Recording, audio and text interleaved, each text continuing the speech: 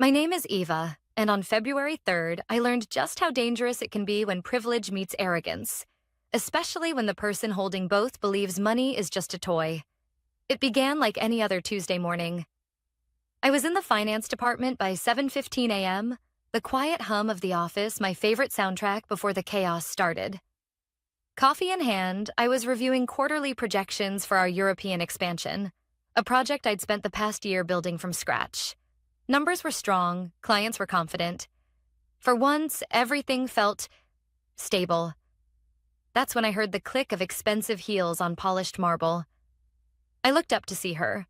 Isabella Hartley, 27 years old, daughter of our CEO, special advisor to the board. The title was as meaningless as it sounded. She had no background in finance, no credentials, and no apparent understanding of how our company worked. But what she did have was influence. And that, in her mind, meant she could tell anyone what to do. "Ava," she said sweetly, in that fake nice tone I'd learned to distrust. "I need you to process a wire transfer. 250,000, urgent. Today." I set down my coffee. "For what department?" She flashed a smile. "It's for a consulting firm I'm bringing in. They'll help us modernize operations." Her voice dripped with condescension on the word modernize, like my team was still doing the books on parchment. I glanced at the request form she slid across my desk. No vendor ID, no contract. Just a bank account number and the name of a firm I'd never heard of. "I'll need documentation," I said evenly. "Signed approval from the CFO, a vendor profile, and proof of services." She tilted her head, that practiced look of amusement barely hiding her irritation. "Ava, I'm telling you to do it. My father knows. Just make it happen." I'd seen this game before. New consultants hired at her whim, invoices for work that never happened, and budgets blown on pet projects that vanished without results. But never at this scale. 250,000 was not petty cash. It was a red flag the size of a football field. "I can't process undocumented transfers," I said, my tone calm but firm. "Company policy." Her smile vanished. "Do you know who I am?" "Yes," I replied, "which is why I'm following the rules." For a moment, she just stared at me, her face flushing pink. Then she leaned in, voice low. "If you don't process that transfer, you won't have a desk to sit at tomorrow." My heart rate spiked, but I held her gaze. "Then I guess tomorrow will be interesting." She straightened, collected her form, and walked out without another word. I knew, in my gut, this wasn't over. That night, I couldn't shake the conversation. Was the consulting firm just another overpriced vanity project? Or something worse? The finance world is full of shell companies and advisors that exist solely to move money quietly. I'd seen enough headlines to know how those stories end. Still, I told myself I'd done the right thing. If I lost my job over protecting the company from a fraudulent transaction, so be it. The next morning, my phone buzzed at 8:12 a.m., CEO's office. "Ava, can you come in?" The CEO's assistant didn't bother with pleasantries. When I stepped into Robert Hartley's office, Isabella was already there, perched on the arm of his leather chair like a cat that had just caught a bird. "Eva," Robert began, his voice clipped. "Effective immediately, your employment with Hartley International is terminated." My stomach lurched, but I kept my face neutral. "Reason?" He leaned back, avoiding my eyes. "Loss of trust. We'll arrange for your belongings to be sent to you. Security will escort you out." I glanced at Isabella. She was smirking. I thought of the clean, documented record I'd kept of every suspicious request over the past year. Not just hers, but her father's, too. Every transaction that didn't add up. Every deviation from compliance procedures. Every time they'd tried to bypass oversight. I nodded slowly. "Understood." And then I left. Calm, head high. Exactly 58 minutes later, as I was finishing a cappuccino at the cafe across the street, my phone lit up with a text from Jenna, our receptionist. "Police, 2 of them, just walked in." I stared at the screen, a strange mix of dread and vindication swirling in my chest. Whatever was about to happen, I knew one thing. The game had just changed. From my spot in the cafe, I could see straight through the glass lobby doors of Hartley International. Two uniformed officers stood inside, one speaking to Jenna at the reception desk, the other scanning the ID badge scanner like he was assessing the place. My phone buzzed again. Jenna. They're asking for Robert, and they have papers. I sat back in my chair, watching the scene unfold through the fogged-up window. Pedestrians walked past with takeaway coffees, completely unaware that inside that glass tower, something had just cracked open. Exactly 1 hour earlier, I had been marched out of that same lobby, my keycard deactivated before I'd even reached the elevator. A year of building financial stability for the international division, gone with a 5-minute meeting and a vague loss of trust. But here's the thing about people like Robert and Isabella Hartley. They believe firing someone erases the problem. They never consider that the person they're firing might have been the only one keeping the dam from bursting. The first sign that the police weren't there for a casual chat came when Jenna stepped away from her desk, phone pressed to her ear, eyes wide. She mouthed something toward the glass. It's bad. A few seconds later, Robert appeared from the elevator. Perfectly tailored suit, silver cufflinks, that trademark half-smile he used in investor meetings. But as soon as the taller officer handed him a manila envelope, the smile dropped. Isabella appeared next, her expression sharp, like she'd walked into a room ready to win an argument. But when the officer turned to speak to her directly, something flickered in her eyes. A split second of uncertainty. From my seat, I couldn't hear a word, but I didn't need to. I'd seen enough interviews between law enforcement and executives to know the rhythm. Identification, explanation, request to speak privately. And then Robert made the first mistake of the day. He gestured toward the executive conference room, glass walls and all. If you're trying to hide panic, you don't choose a fishbowl. While they disappeared into the conference room, my mind rewound to the last 6 months. It had started with smaller requests. $5,000 to a creative strategist Isabella met at an art gala. $12,000 to cover event sponsorship for a charity she chaired, which somehow never appeared on the charity's ledger. Each time I'd filed them in a separate folder. Non-standard payment requests, with dates, amounts, and the exact wording of my refusals. By November, the numbers had grown. $40,000 for consultation on luxury branding, billed from a company whose website had been registered only 2 weeks earlier. A $78,000 performance bonus, wired to a marketing contractor whose contract had expired 3 months prior. And now, $250,000 to a consulting firm with no paperwork, no contract, and no history. The glass conference room door opened. The officers stepped out first, their faces neutral. Robert followed, no longer the unshakable CEO. His jaw was tight, eyes downcast. Isabella trailed behind, pale but composed. Too composed. That's when I knew she still thought she could talk her way out of it. My phone lit up again. Jenna. They're asking for files, finance records, vendor payments, all of them. I didn't move. I wasn't ready to insert myself into this mess. Not yet. Instead, I pulled my laptop from my bag and opened the encrypted drive I'd kept for months. Every questionable payment request, every backdated invoice, every time Robert had CC'd Isabella instead of the CFO. And then there was the other folder, emails, external counsel. The one containing correspondence between Robert and a private law firm. I'd only seen fragments, but they were enough to suggest something serious. Possible misrepresentation to investors. At 10:46 a.m., the officers left with a thick stack of printed documents and a USB drive in an evidence bag. Robert didn't walk them out. Neither did Isabella. 10 minutes later, Jenna texted again. Jenna. Board's here. Emergency meeting. Emergency board meetings in the middle of a workday are never about good news. By noon, word had already spread beyond the building. Finance news blogs were buzzing about possible compliance concerns at Hartley International. Someone inside must have leaked to the press. And judging by how fast it hit, The leak hadn't come from an outsider. It had come from someone with access to the boardroom. I closed my laptop and stared at my reflection in the cafe window. I wasn't surprised.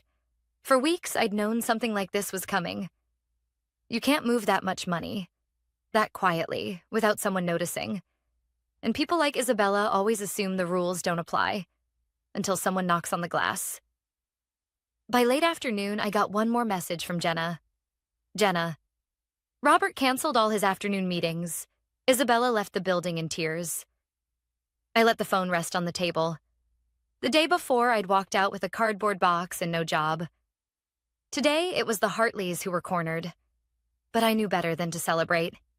Because if there's one thing I've learned in corporate life, it's that desperate people with power are the most dangerous of all. And the Hartleys weren't finished. Not yet. The morning after the police visit, I expected silence, maybe even a few days of corporate chaos before anyone remembered to come after me. I was wrong. At 8:04 a.m., my phone rang. Unknown number. I let it go to voicemail. 30 seconds later, another call. Same number. I answered. Eva, it's Mark Redding. The name made my shoulders tighten. Mark was Hartley International's in-house legal counsel. Technically my boss's boss when it came to compliance matters. We'd spoken before, but never socially. We need to meet, he said. His tone was clipped, almost rehearsed. Today. I took a breath.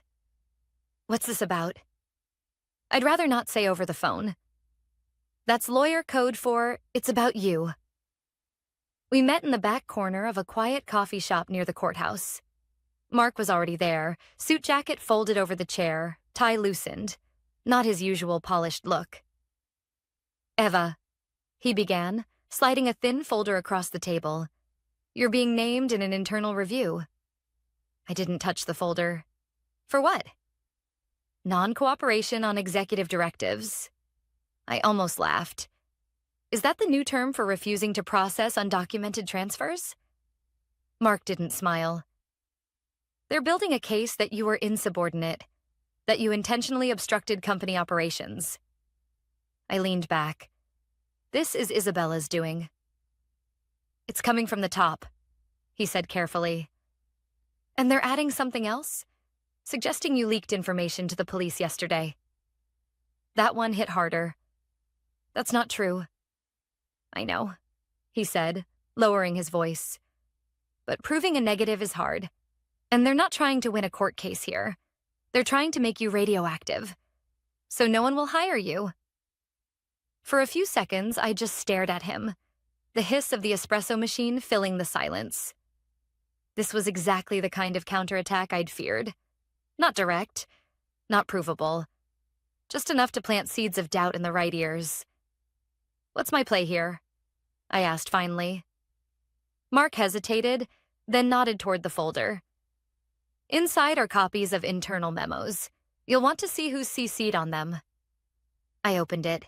3 memos, all addressed to the board, all suggesting urgent review of my handling of financial requests, and each one, conveniently, leaving out the lack of documentation, the missing vendor records, the red flags I'd raised. Every memo was signed by Robert Hartley, and every single one CC'd the head of the board's audit committee. A man I knew from experience valued appearances above truth. This is their opening move, Mark said. If you respond emotionally, you play right into their narrative. I'm not responding emotionally, I said. I'm responding strategically. Good, he said, standing, because you're going to need allies. That afternoon, I made my first call to someone I hadn't spoken to in months. Daniel Price, a former senior auditor who'd left Hartley International quietly after budget cuts 2 years ago. In reality, Daniel had left because he'd clashed with Robert over creative accounting practices.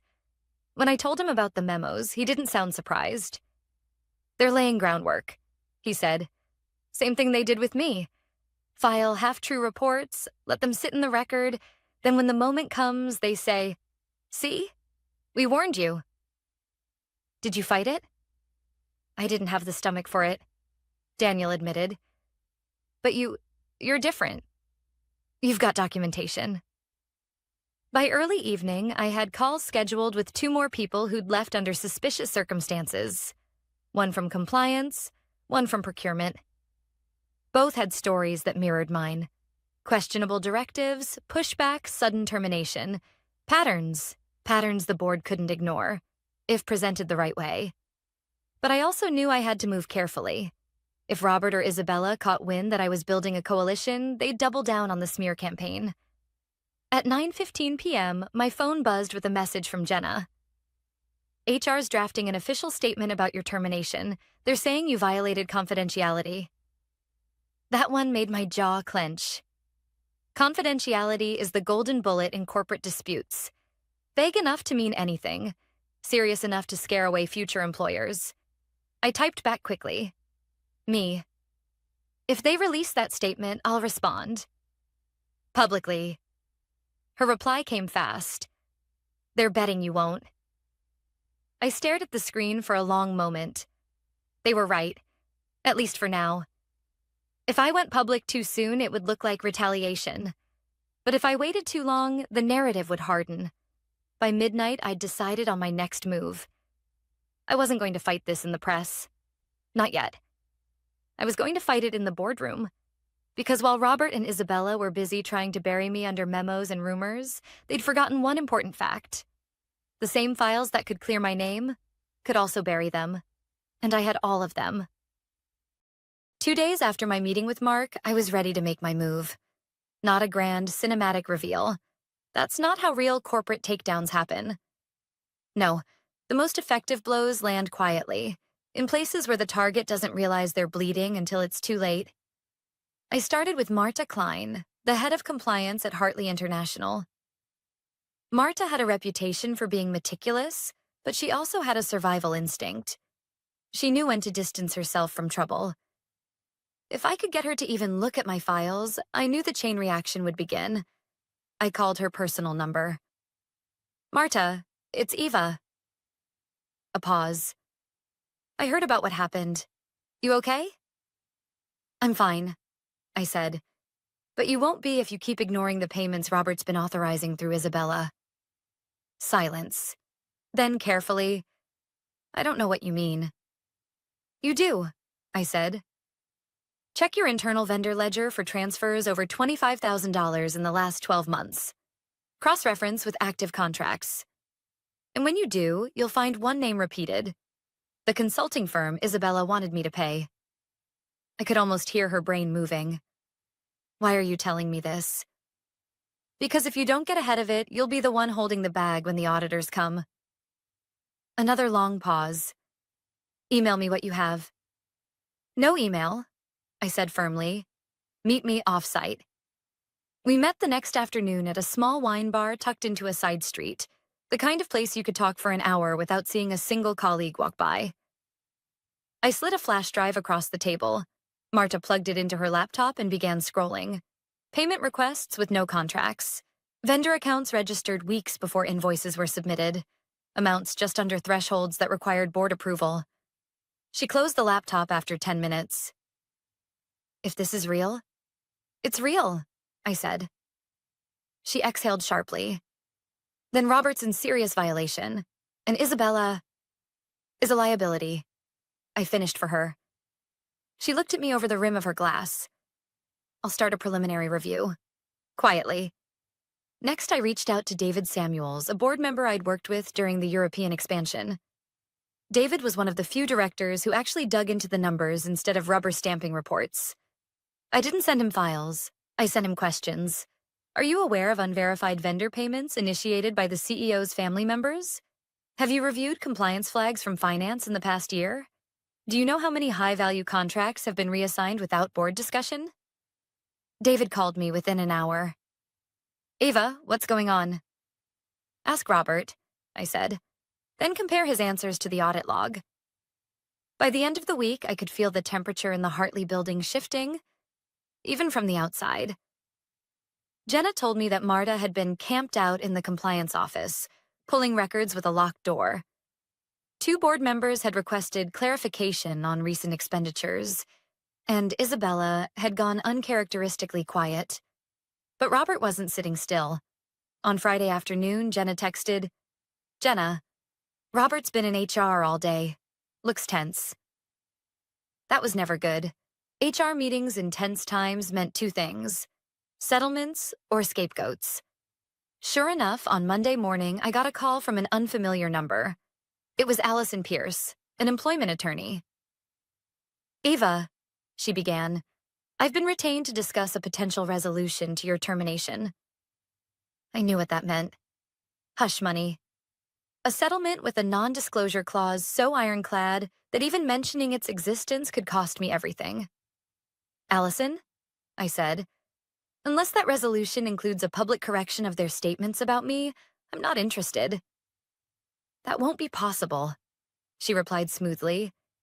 Then neither is this conversation. By Tuesday, the pressure inside the company was starting to boil. Marta called me from her car, voice low. I don't know what you set in motion, but the board's finance subcommittee is convening tomorrow. They've pulled every transaction over $10,000 from the last 2 years. Robert's not happy. Good, I said. He shouldn't be. Ava, she said cautiously, you realize if this blows up, it's not just them. Some of these payments went through with other managers' sign-off. That's their problem, I said. I refuse to be part of it. That's the difference. That night, I sat at my kitchen table reviewing my own notes. It struck me that I wasn't just trying to clear my name anymore. Somewhere along the way, this had become about cleaning out an infection the company had been living with for years. It was also when I realized something else. I had one last card to play. The police who had shown up in the lobby that morning, they hadn't been there on a random tip. They'd been there because an outside party had raised a formal complaint tied to possible misappropriation of corporate funds. I knew exactly who that outside party was, and if the Hartleys didn't know yet, they were about to. By the time the finance subcommittee met the next morning, I was ready. Because the thing about feeding a fire is that once it's burning hot enough, you don't need to push. You just stand back and watch. The finance subcommittee met at 8:30 a.m. on a rainy Wednesday, the kind of gray that turns glass towers into mirrors. I watched people file in from across the street. Board members, 2 executive assistants with binders, Marta from compliance with a wheeled case, and a pair of suits I didn't recognize. At 8:42, I got a text from Jenna. Different vibe today. External auditor is here. 2 of them. Not our in-house team. Our external auditors. That meant the board had moved past internal review into protect the board's reputation. By 9 a.m., the conference room shades were down. I couldn't see a thing. I closed my laptop and tried not to rehearse answers I hadn't been asked yet. At 9:27, my phone lit up with a number I didn't have saved. Eva Patterson? A woman asked. Calm voice, professional. Yes. This is Helen Ward from Kendrick and Lowe, counsel to the board's finance subcommittee. We're conducting an independent inquiry into recent payments and governance issues. The subcommittee would like to hear from you today. I let a beat pass. Am I a witness or a target, Ms. Ward? A witness, she said. And we'll put that in writing before you speak. Then I'll come, with one condition, I said.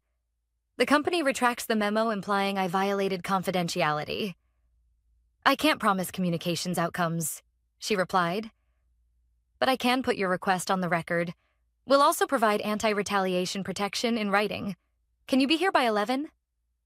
I can. I hung up and stared out the cafe window. I'd spent weeks refusing to go public because I knew how fast narratives harden. Today, someone else had opened the door. I was going to walk through it carefully. They badged me in at 10:56. A security guard I didn't recognize escorted me to a smaller conference room 2 doors down from the main boardroom. It smelled like coffee and dry erase markers. On the table, a pitcher of water, a digital recorder, and a bound packet with my name on the cover. Helen Ward shook my hand. Early 50s, steel hair, no wasted words. Beside her sat a man who introduced himself as Alan Pierce, forensic partner from the audit firm. Before we begin, Helen said, sliding a document to me, this letter confirms you're appearing as a witness. It includes a non-retaliation provision and states you will have access to your personnel file upon request. I read every line. I initialed each page. Then I finally looked up. Ask what you need to ask. Alan started. Ms. Patterson, walk us through the February 3rd transfer request. I kept it clean. Isabella Hartley asked me to wire $250,000 to a consulting firm with no vendor ID, no contract, and no scope of work. I refused and asked for documentation. I was terminated the next morning for loss of trust. Do you have records of prior requests of this nature? Alan asked. Yes. I nodded toward my bag. I brought a drive. Payment requests over $10,000 for entities with no vetting, invoices submitted just under approval thresholds, and emails where compliance checks were bypassed by direct instruction from the CEO. Helen's pen paused. Direct instruction? Robert Hartley CC'd me and the controller on at least 4 of them, I said. I flagged each one. The flags were ignored or reassigned. Did you raise concerns outside of finance? Yes. I met her eyes. 2 weeks before I was terminated, I submitted an anonymous report through the external auditor's ethics hotline, attaching a subset of the files. I also requested the report be routed to the board's audit chair. Alan leaned forward. You submitted to our hotline? I did. He exhaled through his nose, not quite a smile. That answers a question I had. Helen glanced at him, then back to me. Just so we're clear, you did not contact law enforcement directly? No, I said. I preserved documents. I used your hotline. That's it. It was the truth, and the part I'd been waiting to say out loud. The police who appeared in reception hadn't been summoned by me. They were there because an external process had tripped into motion, one that didn't need my name attached to it. Alan set his notepad down. Ms. Patterson, our preliminary review found multiple payments to a cluster of entities with common beneficial ownership, incorporated through a formation service in Delaware within a 30-day window. One of those entities matches the one you were asked to pay. Who owns them? I asked. We're still tracing, he said. But there's a nominee director connected to a family office that does work for the Hartleys. I didn't react. I didn't need to. Helen took over. We also have an internal memo from Mr. Hartley to the audit chair suggesting you obstructed operations. I've read it, I said. It omits context. That there was no vendor record, no contract, no compliance sign-off. We'll capture that now, she said, and clicked the recorder on. Please state your name and position for the record. I did. Then, for the next 40 minutes, I answered questions like I had built a map. Dates, amounts, email subjects, who was in the room. No adjectives, no speeches, just facts you can hang your hat on. Near the end, Helen closed her binder. 2 final points, she said. First, your request for a retraction will be put to the board. Second, would you be willing to meet with law enforcement if asked? Yes, I said, with counsel. Understood, she said. Thank you, Ms. Patterson. When I stepped into the hall, the door to the main boardroom was open a few inches. I heard voices, low, controlled. Then Isabella's cut through like glass. She's lying. She's been after me since day 1. You all know that.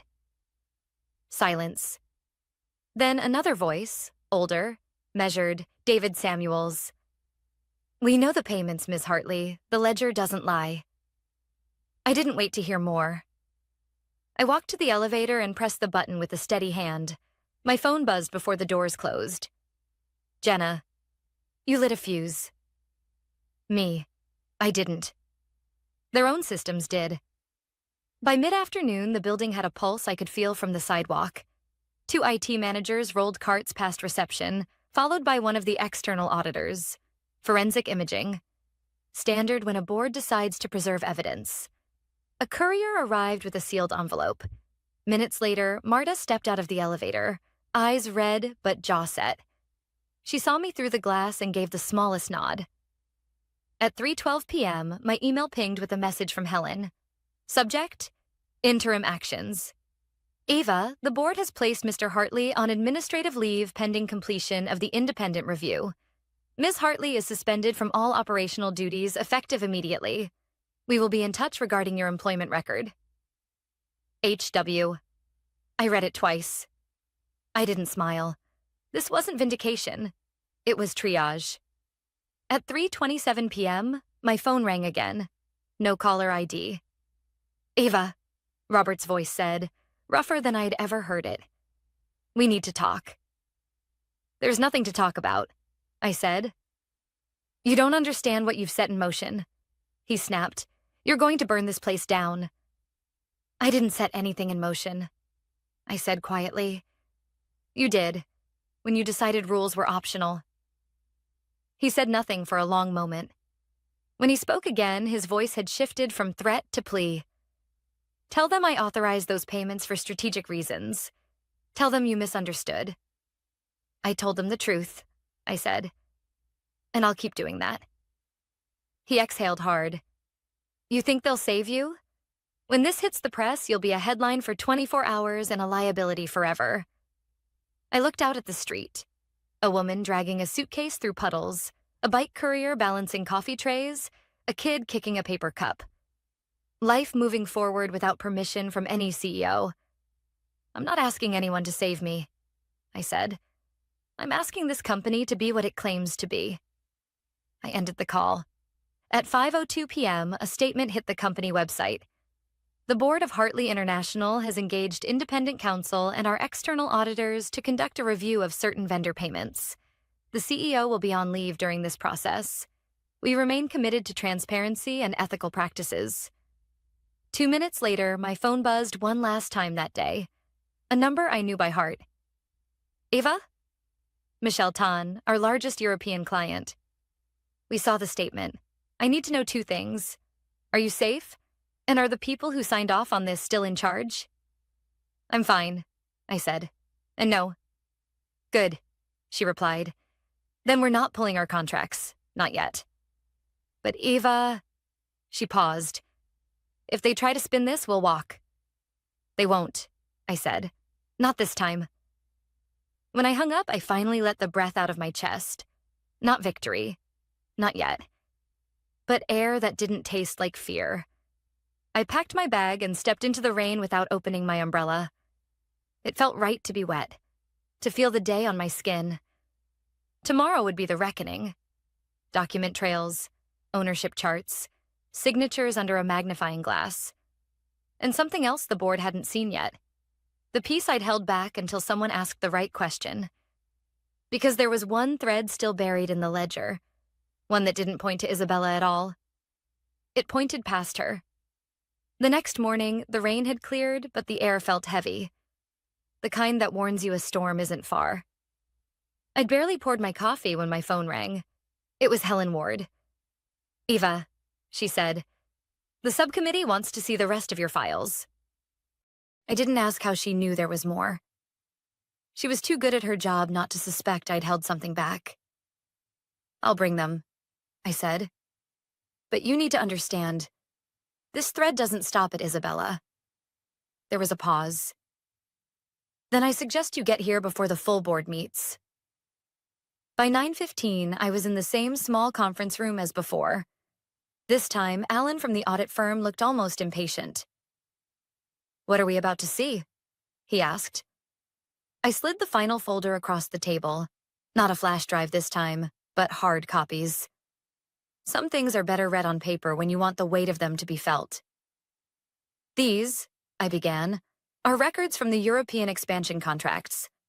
Vendor accounts that looked legitimate, except they were shell companies with one shared managing director. The director happens to be an old business partner of Robert Hartley. Helen's brows knitted. You're saying these weren't just Isabella's personal projects? No, I said. Isabella's consulting firm stunt was sloppy. These were calculated. Payments routed through a network of companies, billed as overseas compliance or cultural liaison services.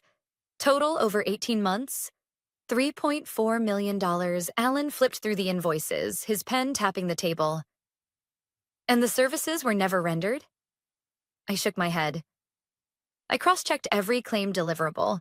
Not one document, not one report, not one meeting log exists. Helen leaned back. Do you have proof Robert knew these were his associates' companies? Yes, I said, sliding over the last page. An internal email where Robert tells the procurement manager to process through the Dublin vendor. They're trusted. The Dublin vendor is one of the shells. The managing director is on the Articles of Incorporation. For a moment, the room was quiet except for the soft whir of the HVAC. Then Helen closed the folder. This changes the scope, she said, significantly. Alan nodded. We'll need to confront him with this. Today.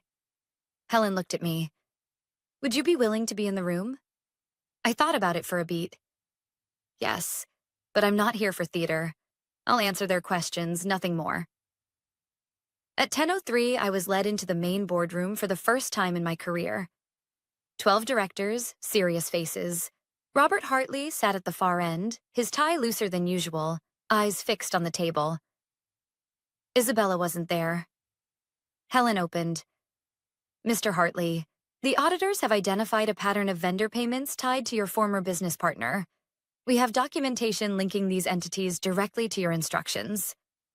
Robert looked up sharply. That's absurd. These vendors provided valuable international expertise. Then where are the deliverables? Alan asked. Because we have invoices but no work product.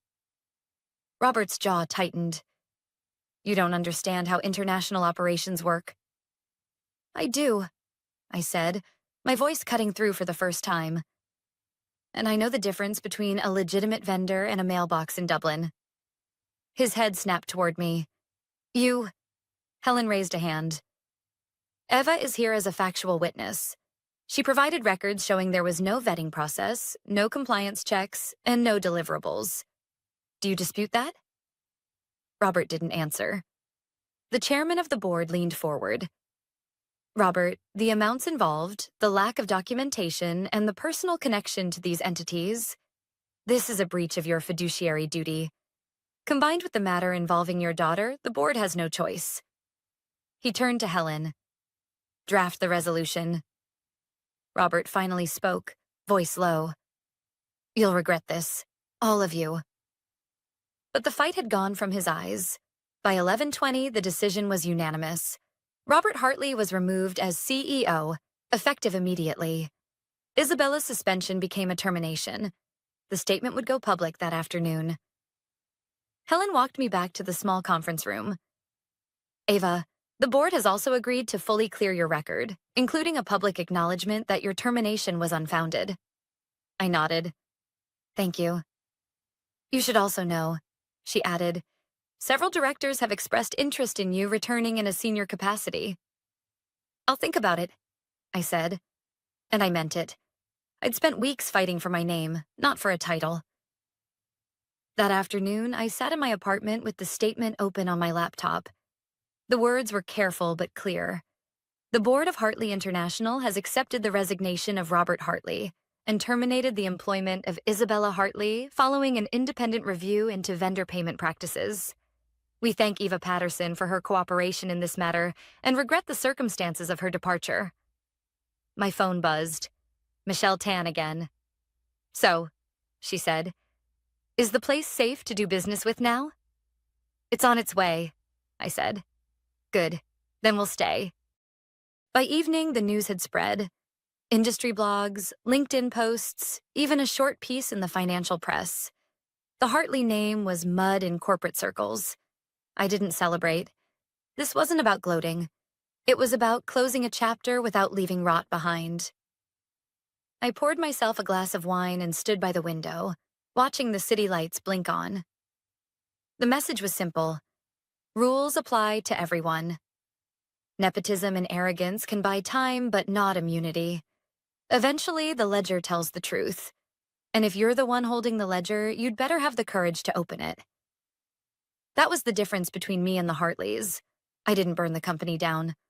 I held the match until they lit it themselves.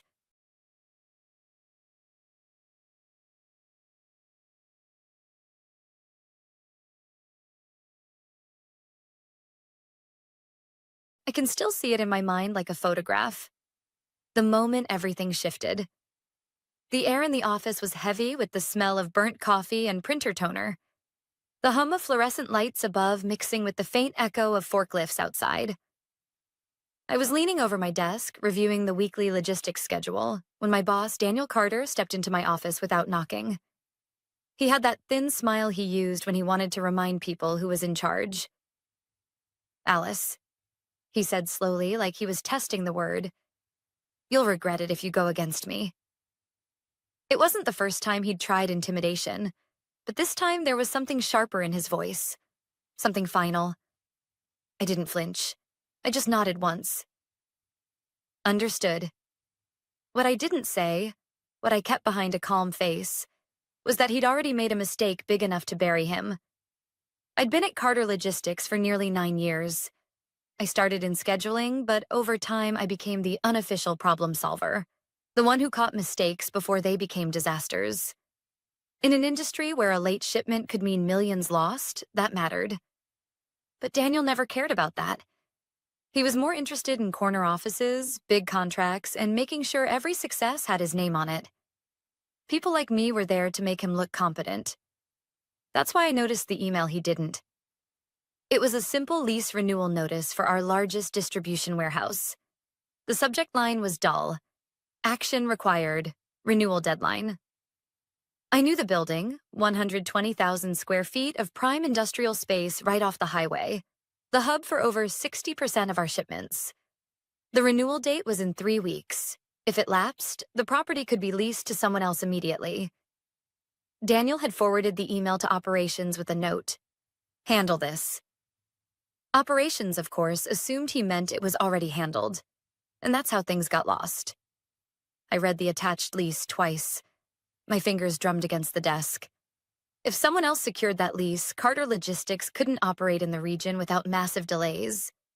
Every major shipment, especially the one I'd heard him bragging about at the last executive meeting, a $20 million import deal, relied on that warehouse. And Daniel hadn't even set a reminder. For days, I wrestled with it. Part of me thought I should warn him. After all, my paycheck came from this company. But then I thought about the last time I'd brought him a problem. 3 months earlier, I'd flagged a routing error that would have delayed a contract delivery by 5 days. His response? A smirk and, "Alice, stick to your lane. I've got experts for that." He didn't have experts. He had people who feared him too much to argue. That night, I stayed late, pretending to be working on freight schedules. The warehouse manager was on shift, and we got to talking. Casually, I asked if he'd heard anything about the lease. He hadn't. And the property owner had been trying to get someone from Carter's office to respond. That was when I knew. If Daniel didn't respect my voice, maybe he'd hear me in another way, one he couldn't ignore. I called my brother-in-law, Mark, a commercial real estate agent who owed me a favor. I told him I needed information, fast. Within 24 hours, I had the full terms for the warehouse lease. The renewal window was open, but closing in less than 2 weeks. It wasn't cheap, but it wasn't impossible. The security deposit was steep, but I had savings. The kind I'd been building quietly for years, the kind Daniel assumed I didn't have because, in his mind, I was just another replaceable cog. Mark's voice was steady over the phone. "If you want it, we can have the papers drawn up tomorrow. But once you sign, it's yours. Full control." I didn't hesitate. "Do it." The morning Daniel gave me that smirk and told me I'd regret going against him was the same morning the lease documents were delivered to my inbox. He didn't know it yet, but the building that housed his most valuable shipments was now mine. I signed, wired the deposit, and by 3:15 p.m., the deal was finalized. The confirmation email felt heavier than it should have. This wasn't just a property. It was leverage. I wasn't reckless. I wasn't going to announce it. But I also wasn't going to forget the way he had looked at me when he said those words. 2 weeks later, when his $20 million shipment from overseas was scheduled to arrive, I would find out just how pale a man can go when he realizes the ground he's standing on belongs to someone else. And by then, there would be nothing he could do to stop it. The next morning, the warehouse felt different. Not in a physical way. The same rows of high shelves stacked with pallets, the same hum of the industrial fans. But to me, it was no longer his warehouse. It was mine. I parked 2 blocks away, not wanting anyone to see me arrive. The property manager, a thin man in his 50s with an easy smile, met me at the side entrance. "You're the new tenant," he said, shaking my hand. His voice had a hint of surprise, like he'd expected a corporate rep in a tailored suit, not a woman in a plain blazer and jeans. "That's right," I replied. "And I'd like to keep it quiet for now. No changes to daily operations until I say otherwise." He nodded, pulling a set of keys from his pocket. "You've got full access. Lease terms are exactly as you saw. You can sublet, terminate, or renegotiate as you see fit." The metal keys felt cold in my palm, heavy in more ways than one. For the next week, I went about my normal routine at Carter Logistics. I still clocked in at 8:30, still sent the same emails, still pretended Daniel's voice didn't grate on my nerves when he barked orders down the hallway. The trick was patience. If I moved too early, he could adapt. The plan was to wait until his $20 million shipment landed, the one he'd been bragging about for months, and then let reality hit him like a steel door slamming shut. At lunch breaks, I'd step outside, phone pressed to my ear, speaking quietly with the warehouse security supervisor. His name was Jeff, a no-nonsense man who had been guarding that property for nearly 15 years. "I'll follow whatever instructions you give me," Jeff said on our first call. "But you sure you want to play it this way? Daniel's the type to make trouble." I smiled faintly, even though he couldn't see it. "That's the beauty of it, Jeff. I'm not making trouble. I'm just enforcing my rights as the legal tenant." By Thursday, Daniel's mood was almost smug. He strode into the office that morning with a cup of coffee from the overpriced cafe downtown, chatting loudly on his phone about streamlined operations and a new era for the company. I caught snippets of his conversation with the operations manager. "All customs paperwork is cleared, offloading scheduled for the 14th. Trucks will run straight from the port to the warehouse." Flawless execution. I kept my eyes on my computer screen, fingers resting on the keyboard, while inside my heart beat a steady drum. The 14th. That was the day. On Friday, I drove past the warehouse after work. The sunset threw long shadows across the loading bays, the chain-link fence casting dark stripes over the asphalt.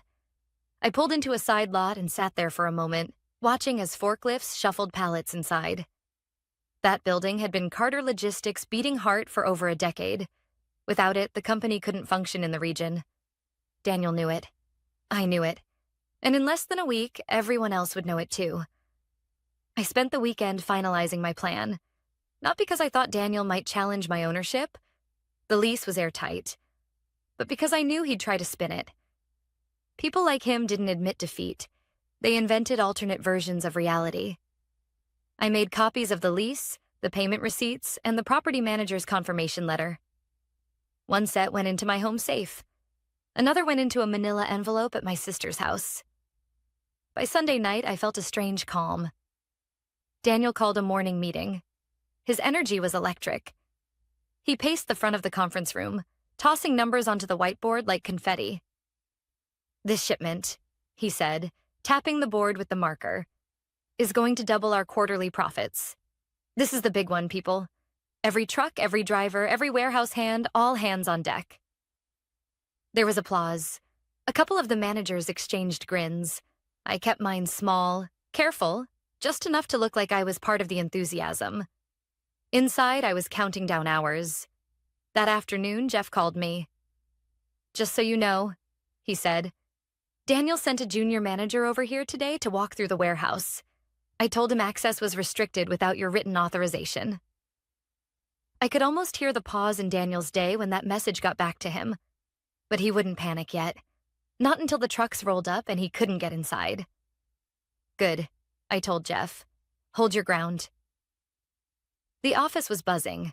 Schedules printed, driver assignments posted, everyone preparing for the massive offload. Daniel was in rare form, shaking hands, slapping backs, telling anyone who'd listen about decisive leadership. I kept my head down, double-checking invoices in the system I knew he wouldn't be able to process by tomorrow afternoon. That night, I didn't sleep much. I lay in bed staring at the ceiling, running through every possible reaction Daniel might have. Denial, rage, bargaining. What I didn't imagine was him walking away quietly. That wasn't who he was. But tomorrow, when the trucks pulled in and Jeff met him at the gate, it wouldn't matter. The papers in my name would speak louder than anything he could say. The morning of the shipment, the air felt different.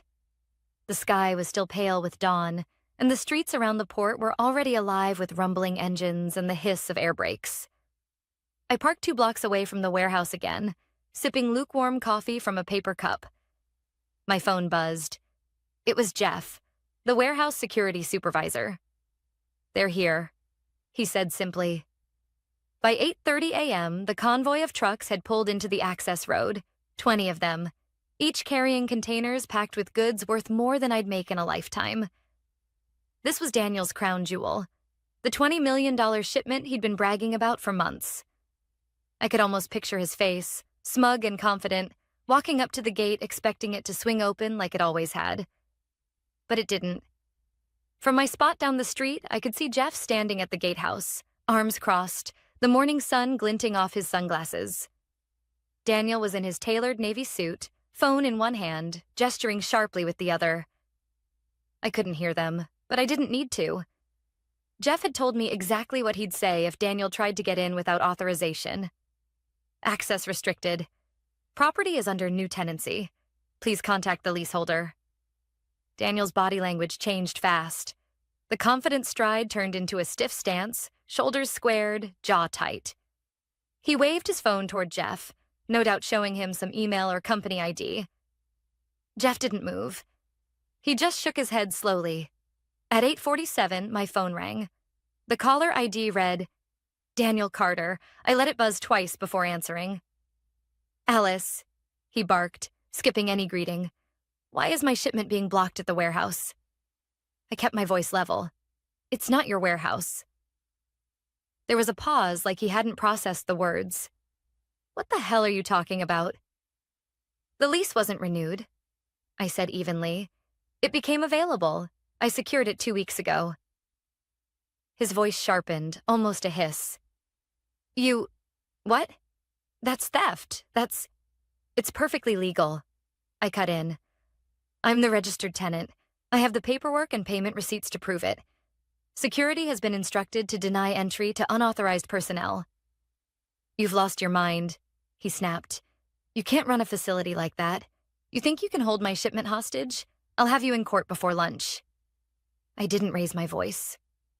"Then I suggest you speak to your lawyers before the goods spoil." By 9:15, the tension had spilled into the office. Phones were ringing nonstop, the operations manager pacing like a man on hot coals. Word traveled fast.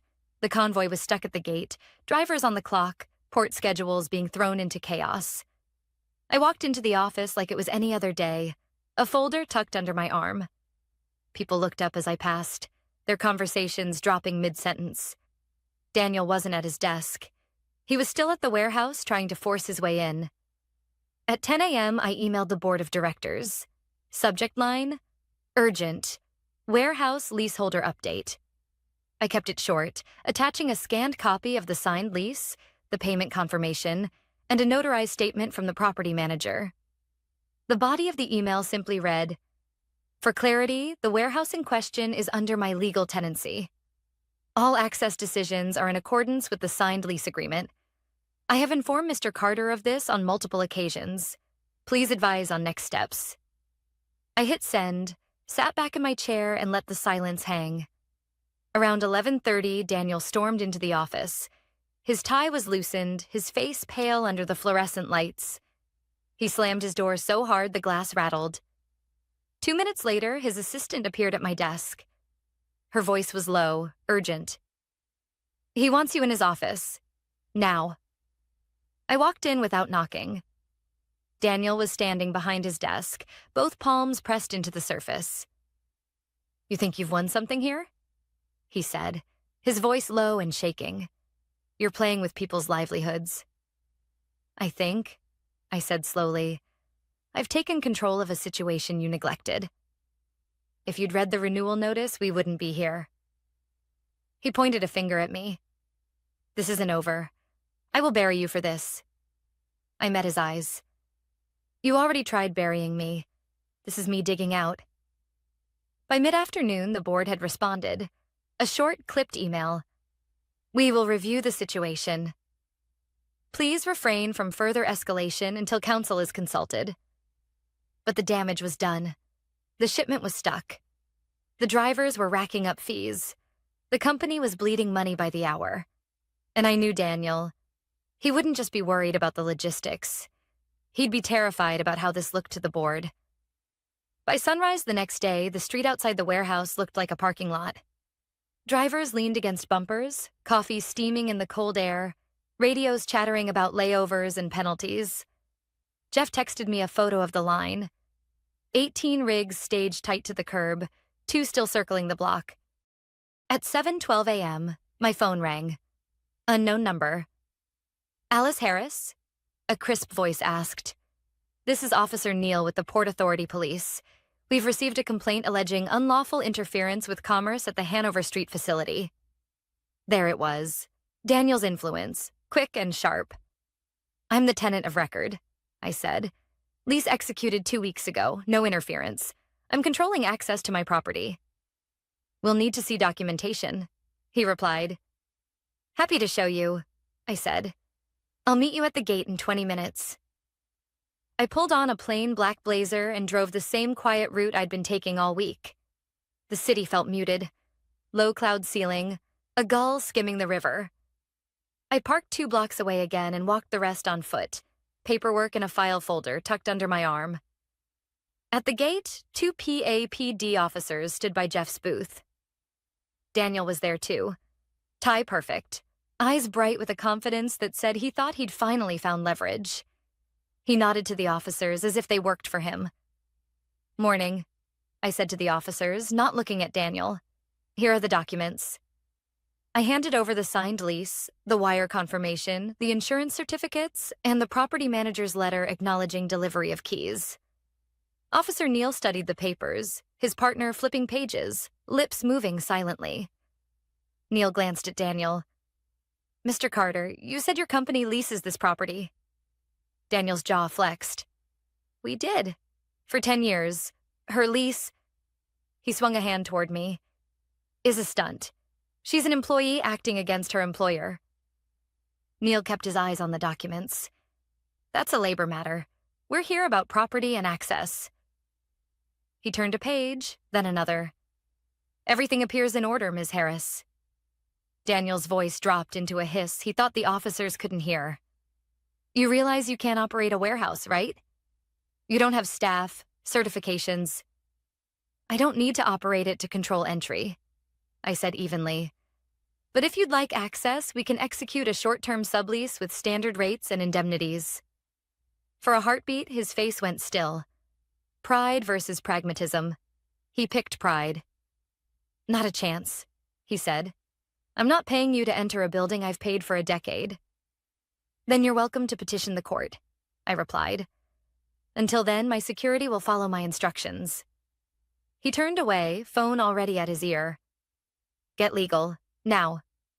Jeff gave me the smallest nod, the kind you make when you know you're about to ride out a storm.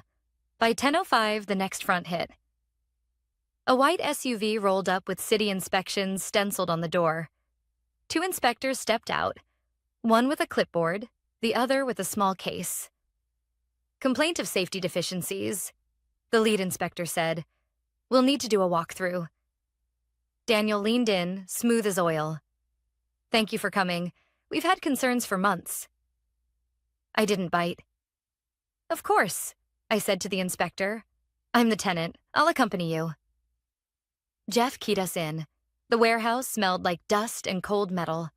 We walked the perimeter, eyewash stations, emergency exits, sprinkler risers, while forklifts sat silent like sleeping animals. The inspector's flashlight beams skimmed caged ladders and exit signage. Exit sign bulb out by dock 3, he said to his partner. Click. Eyewash tag expired last quarter. Click. Spill kit needs replenishment. He looked at me. Minor issues. Correct today. Send photographic proof. No citation. I nodded. We'll fix them by noon. Outside, Daniel tried to read the inspector's face. He didn't find what he wanted. The SUV pulled away. I called a mobile safety vendor and had replacement bulbs, eye wash cartridges, and spill kits delivered within an hour. Jeff installed the bulb himself while I knelt on the concrete swapping the eye wash canister, fingers numb from the cold water. We took photos with timestamps and emailed them in. The inspector replied 2 minutes later. Received. No further action. At 11:31, a courier appeared at my gate with a thick envelope addressed to me. Carter Logistics, Inc. v. Alice Harris. Emergency motion for a temporary restraining order. Of course. I scanned quickly. The motion argued I'd misappropriated proprietary information, interfered with business relations, and acted in bad faith. There was a hearing set for 2 p.m. Judge Morales, Department 24. I texted my attorney, Priya, TRO at 2 p.m., sending PDFS now. Her reply came fast. On it. Meet me at the courthouse at 1:30. Bring originals. I sent Jeff a brief instruction. Keep drivers updated. Hand out bottled water from the pallet we'd bought. Keep the tone calm. And Jeff? I added. If anyone gets heated, call me first. He texted back a thumbs up and a photo of 2 drivers laughing over bad coffee. It soothed something tight in my chest. At 1:27, I walked into the courthouse with my folder pressed tight to my side. The hallway outside Department 24 was full of that particular tension you only feel in public buildings. People clutching papers, voices kept low by unspoken rules. Priya arrived in a navy suit and sneakers, efficient as always. Judge Morales is fair, she said. He'll want clean lines. Are you the tenant? Did you use company resources? Any evidence of bad faith? Lease, personal funds, off hours, I said, handing her the originals. I also offered a sublease this morning. He declined. Priya's eyebrow flicked up. Perfect. That goes to mitigation. Inside the courtroom, Daniel sat at counsel table with 2 lawyers I didn't recognize. He didn't look at me as we took our seats. The hearing was brisk. Daniel's counsel led with righteous urgency. $20 million shipment, irreplaceable timelines, an employee weaponizing a technicality. When it was Priya's turn, she spoke like she was threading a needle. Your Honor, Ms. Harris is the lawful tenant. She paid with personal funds. She has not disclosed proprietary information, and she offered a reasonable, industry-standard sublease this morning that would have allowed access while the parties negotiated. Carter Logistics declined. Judge Morales steepled his fingers. Mr. Carter, did your company renew the lease? Silence. His counsel answered instead. There was a misunderstanding. Did you renew it, yes or no? No, Your Honor. And did you decline the sublease offer? A beat. We did. The judge sighed. The court will not issue extraordinary relief to fix a problem of your own making. Motion denied without prejudice. He rapped his gavel lightly. Set a case management conference for next week. I strongly encourage the parties to resolve access via a temporary agreement. We filed out. In the hall, Daniel finally looked at me. The confidence was thinner now, stretched over something brittle. You think a denied motion means you've won? He said quietly. You don't know who you've picked a fight with. I kept my voice level. I didn't pick a fight. I signed a lease you ignored. I've given you 2 off-ramps. You chose neither. His jaw worked. You'll regret this. I almost smiled. You already said that. Back at the warehouse, late afternoon light slanted across the yard. Drivers shuffled, engines idled. I gathered the managers from the trucking company in a small semicircle. I spoke plainly. I will authorize unloading under a 72-hour temporary access agreement. Standard rates, liability on your carrier. My counsel will email documents in 30 minutes. You'll be paid by Carter Logistics. Your time will be counted. No one leaves unpaid for waiting. Men and women whose schedules lived and died on paper nodded. It wasn't victory. It was relief shaped like a plan. At 5:22, my email pinged. The board's chair. We saw the ruling. We need to talk tomorrow at 9 a.m. Bring your documentation. I closed my laptop and leaned against the cool metal of the gatehouse, the day's noise washing over me. Diesel, chatter, the slow clank of a chain. I should have felt triumphant. I didn't. I felt tired and awake and very aware of how many people had been dragged into a fight that could have been avoided by a single calendar reminder. I looked down the line of trucks and thought about the drivers, about Jeff changing a light bulb without being asked, about the inspector who'd chosen reason over theater, about Priya walking fast in sneakers because speed matters more than appearances. The email hit my inbox before the sun was up. Subject: Conduct investigation. Alice Harris. It was sent to all staff, not just executives, not just department heads, every single person with a Carter Logistics email address. I clicked it open. Daniel had written it himself. The language was cold, formal, and calculated. An employee of this company has engaged in actions detrimental to our operations, including interference with a critical shipment and misappropriation of business opportunities. While the matter is before legal review, please direct all questions to management. He hadn't needed to name me. He put it right there in the first paragraph. My name in bold. By 6:10, my phone was lighting up.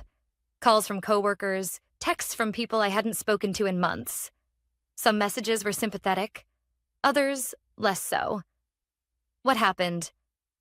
Why would you do this? I knew this was coming. The smear. The attempt to make me look reckless, disloyal, dangerous. If he could turn enough people against me, the board might find it easier to cut me loose and make me the scapegoat. By the time I walked into the boardroom at 9, the temperature in the company felt different.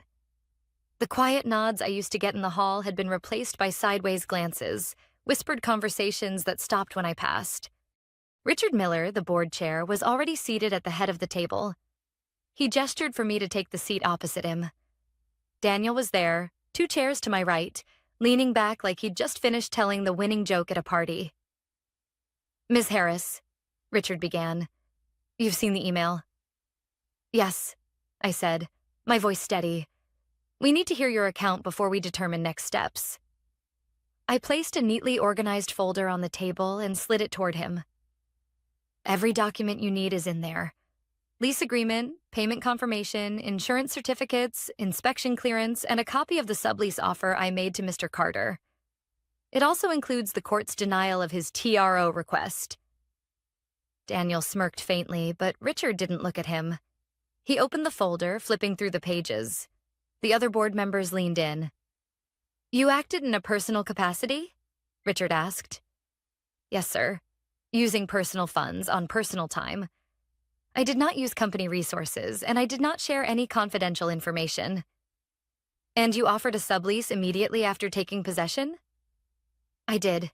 He refused. Daniel leaned forward. Because it was extortion. It was market rate, I said, turning to face him fully. And it would have allowed the shipment to proceed on schedule.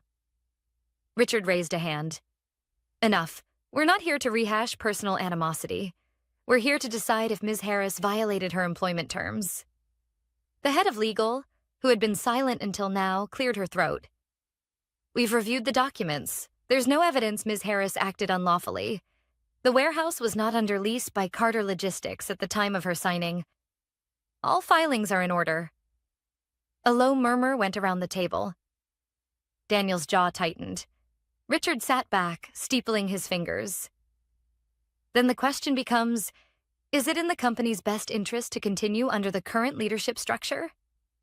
For the first time, Daniel's confidence cracked. This is absurd. Mr. Carter, Richard said sharply, you neglected to renew a critical lease, jeopardized a major shipment, attempted to bypass the legal tenant, and circulated an internal memo naming her as a liability before this board reviewed the facts. Silence. Richard turned to me. Ms. Harris, the board recognizes your role in preventing further damage. We'd like to offer you a formal position overseeing property and compliance strategy. Direct report to the board. Would you accept? I nodded once. I would. on the condition that my name is cleared with the same visibility as it was accused. By noon, a second company-wide email went out. Subject: clarification regarding warehouse lease. It read, "Following review, the board confirms that Alice Harris acted lawfully, in a personal capacity, and with the intent to mitigate operational risk. She will be assuming the role of Director of Property and Compliance Strategy, reporting directly to the board. We thank her for her diligence and professionalism." The replies started almost instantly. "Congrats," from some. Didn't see that coming from others. The tone in the office shifted again. Daniel's departure wasn't dramatic. No shouting, no thrown objects. Just a closed-door meeting in the afternoon, followed by him walking out with a cardboard box, sunglasses on despite the cloudy sky. I didn't watch him go. I was in my new office, a modest space on the top floor, signing the final agreement for the temporary sublease so the drivers could unload the shipment. The warehouse gates swung open the next morning at 8 o'clock sharp. Jeff sent me a photo of the first container being rolled inside. A simple caption, "Back in business." A week later, Richard stopped by my office. He set down 2 coffees and leaned against the doorframe. "You handled yourself well," he said. "Better than some of us expected." I smiled faintly. I didn't set out to win. I just refused to lose on someone else's terms. He nodded. Sometimes that's all it takes to change the game. I never saw Daniel again. I heard he took a job with a smaller competitor out west. Maybe he learned from what happened. Maybe not. That wasn't my concern anymore. What mattered was that I had a seat at the table now. And not because someone gave it to me out of pity or politics, but because I earned it. The lesson? In business, people like Daniel count on silence. They count on you accepting the scraps you're given. But sometimes the smallest overlooked detail, a date on a lease, a clause in a contract, can be the lever that moves everything. And when you find that lever, you don't just hold it. You use it.